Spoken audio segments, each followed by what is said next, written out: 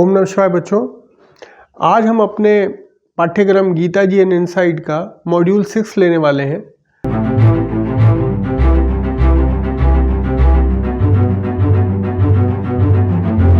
इस मॉड्यूल 6 में हम ये मूलभूत रूप से ये समझेंगे how a human being converts into an devil. एक मनुष्य पाप क्यों करता है। एक्चुअली यही प्रश्न अर्जुन ने कृष्ण से पूछा। अध्याय 3 का 36वां श्लोक है, जिसमें अर्जुन कृष्ण से पूछते हैं कि मनुष्य पाप क्यों करता है, एक भाई दूसरे भाई को क्यों मारता है, एक स्त्री के लिए पूरा का पूरा परिवार को क्यों जहर दे दिया जाता है। और वो जानता है, ऐसा नहीं है कि वो इनसेंसिबल है, वो जानता है कि पाप करना गलत काम है, वो जानते हुए पाप क्यों करता है। दुर्योधन जानता है कि जो राज्य युधिष्ठिर का है, फिर भी वो 5 गांव देने को राजी नहीं है उनको। तो मनुष्य पाप का आचरण क्यों करता है जबकि वो जानता है वो गलत काम कर रहा है। ऐसी क्या चीज़ है, ऐसी क्या इंस्पायरेशन मिलती है उसको कि वो पाप करने के लिए बाध्य होता है। इस प्रश्न का उत्तर हम कृष्ण ज्ञान से समझेंगे। इसको समझने के लिए हमने अध्याय 3 का पहले 37वां श्लोक लिया है, फिर अध्याय 2 का 62वां श्लोक लिया है और 63वां श्लोक लिया है।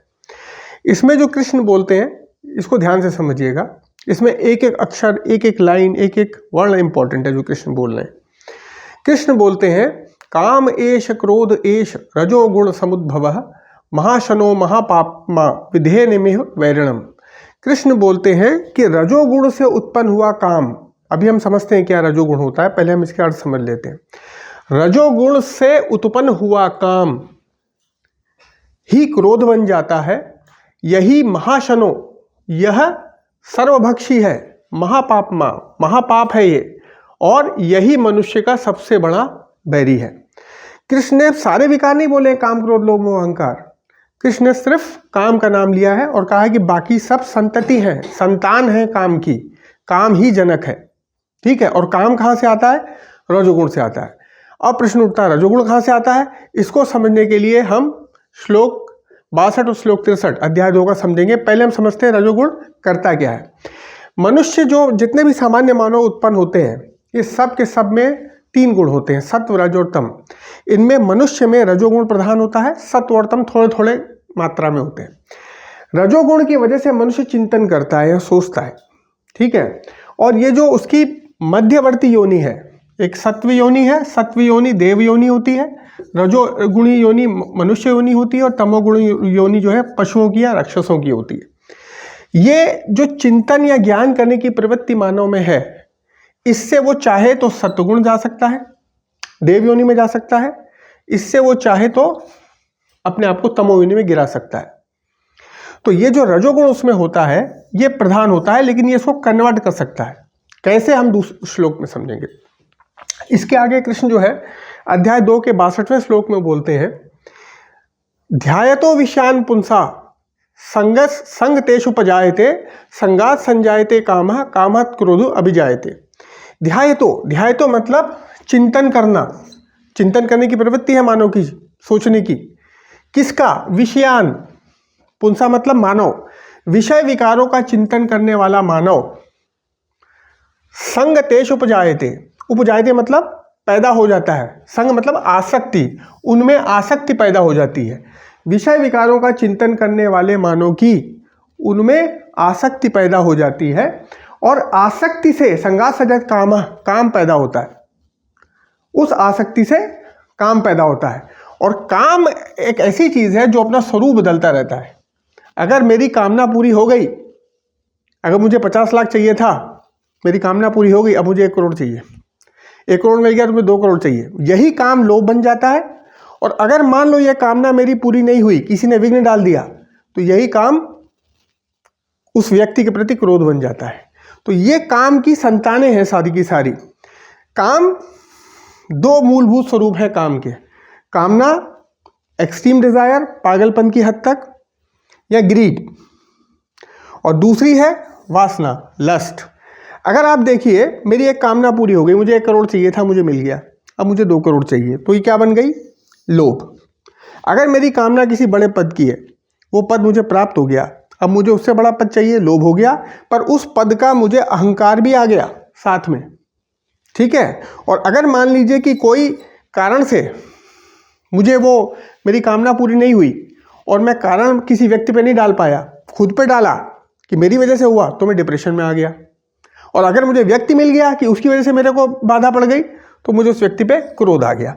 तो ये जो काम है, ये महाशन है, ये सारे के सारे विकारों को जन्म देता है। ठीक है। तो कृष्ण कह रहे हैं कि काम पैदा होता है, काम में विघ्न पड़ने से क्रोध पैदा होता है। ठीक है। इसको पूरा समीकरण समझने के लिए हम एक केस हिस्ट्री भी लेंगे, केस स्टडी भी लेंगे। आगे कृष्ण बोलते हैं अध्याय 2 के 63 श्लोक में, क्रोधात् भवति सम्मोह। सम्मोह जो है मोह से बड़ा है। क्रोध से सम्मोहन पैदा होता है। सम्मोहन को आपने सुना होगा, हिप्नोटाइज हो गया।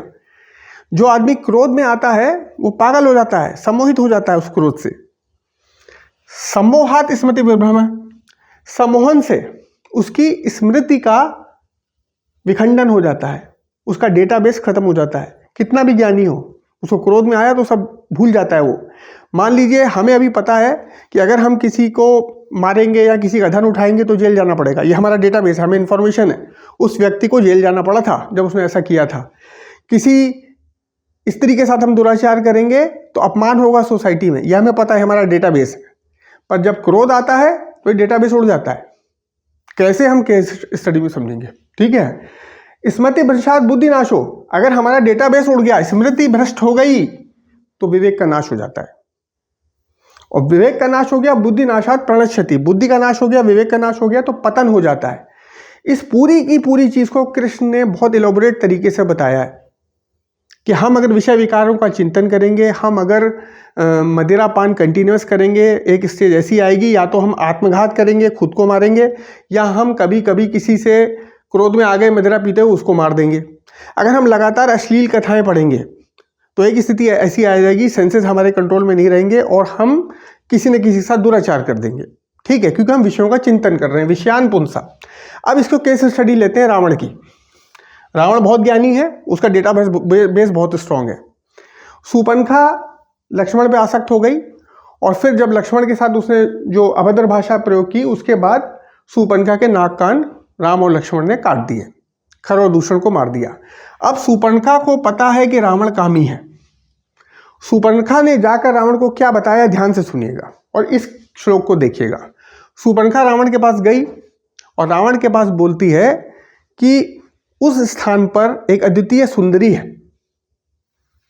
ठीक है, वो सुंदरी पे तो कामदेव भी मोहित हो जाए, वो इतनी बड़ी सुंदरी है। अर्थात उसने क्या किया, उसने अपना वस्तु स्थिति नहीं बताई, उसने क्या किया, उसने रावण पे में काम का जागरण किया।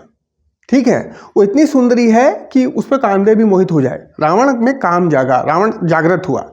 फिर शूर्पणखा ने उससे कहा कि मैं तो उसको आपके पास लाना चाहती थी, क्योंकि वो स्त्रियों में महारत्न है, उसको वो आपके पास ही शोभा पाती है, वनवासियों के साथ नहीं शोभा पाती है। तो रावण और जागृत हुआ। ठीक है, रावण ने क्या किया, उसका पहले उस विषय का चिंतन किया, ध्यायतो विषयान पुंसा। अब उसकी आसक्ति हुई, संग तेषु उपजायते, उसकी आसक्ति उत्पन्न हुई। संगात संजायते कामा, अब काम जागा।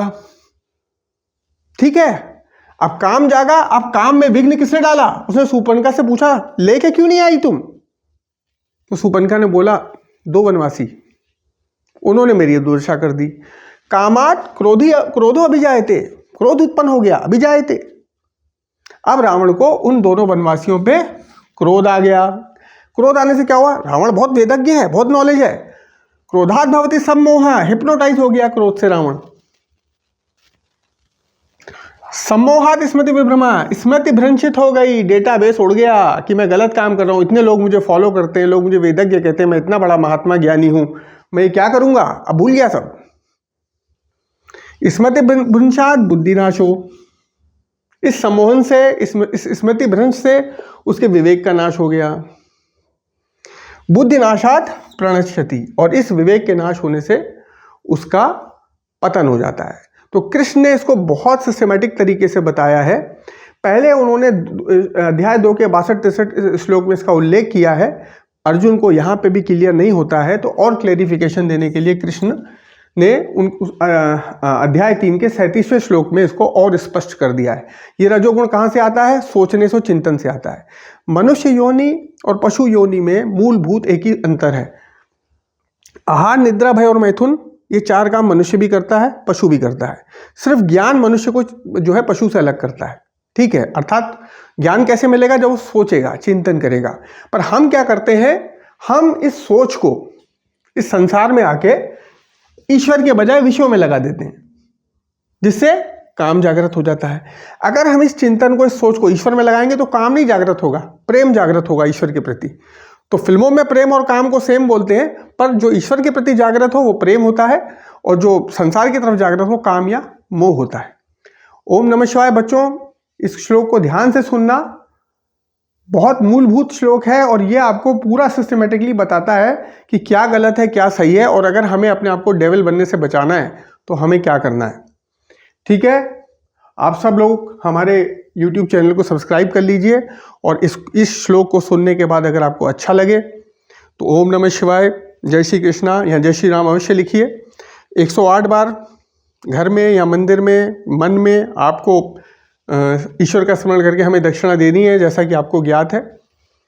इन शब्दों के साथ मैं अपना ये मॉड्यूल 6 समाप्त करता हूँ। कोई प्रश्न हो तो आप कमेंट बॉक्स में अवश्य लिखकर भेज सकते हैं। ओम नमः शिवाय।